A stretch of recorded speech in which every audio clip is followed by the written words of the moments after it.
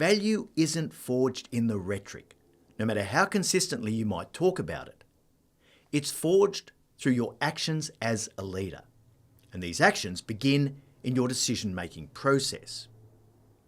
If you don't get the value focus right when you make decisions, it's almost impossible to retrofit it further down the track.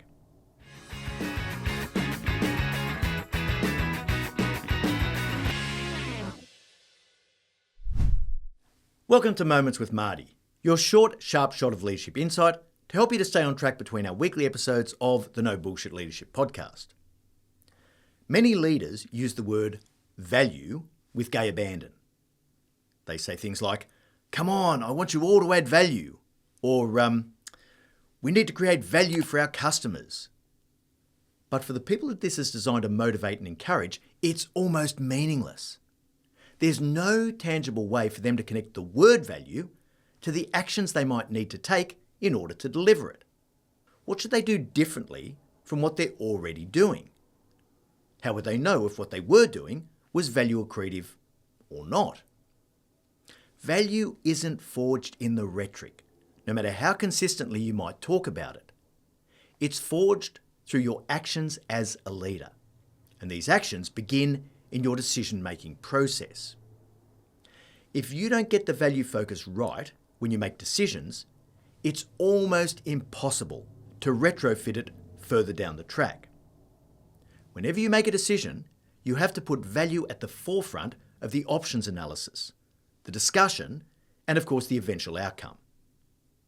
During my corporate career, I saw so much money just pissed away, simply because value wasn't put at the centre of the decision-making process. Of course, there are many factors other than value creation that can drive leaders' decisions. Perhaps they want to do the work that's most challenging or most interesting to them.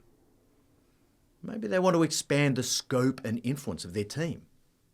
It could be that they want to signal their virtue by pursuing a social initiative.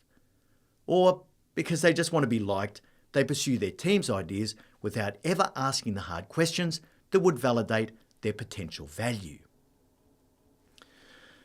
Here are 10 fundamental questions that you should ask when considering a decision that requires any investment of the company's resources.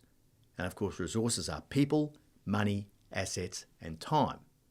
Question 1, what is the required investment? Question 2, what do we get for that investment? In other words, what value will be generated? Question 3, where and when will I see that value appear? Because it has to be tangible. Question 4, what other options did you consider before recommending this option? Question 5, what risks are associated with the investment? How likely is it to pay off? Question 6, what assumptions did you make when you constructed the value case? Question 7, have you tested those assumptions with some what-if scenarios? Question 8, what's the worst case scenario? What's our maximum exposure if it all goes to custard? Question 9, are there better alternatives for us to invest our resources in? And question 10, are you confident that you can deliver this value to the company? Now, it mightn't be exactly those questions for you, but by asking any similar questions that put a value focus at the forefront, you'll achieve multiple objectives. For a start, you'll push your people to support their recommendations with facts and data rather than just desires and opinions. Then, of course, you'll demonstrate your own focus on value. If the value case doesn't stack up, it's not happening. And you'll reduce the amount of low-value work, improving your team's effectiveness by focusing their energies on the things that really move the needle. Want to generate more value? Well, build it into your team's decision-making discipline and use it as your primary filter to stop the dumb shit. For more depth on this insight, have a listen to episode 42 of the No Bullshit Leadership podcast. First, create value. We'll leave a link in the show notes. I really hope you enjoyed this moment and that gives you that extra little spark to be a no bullshit leader.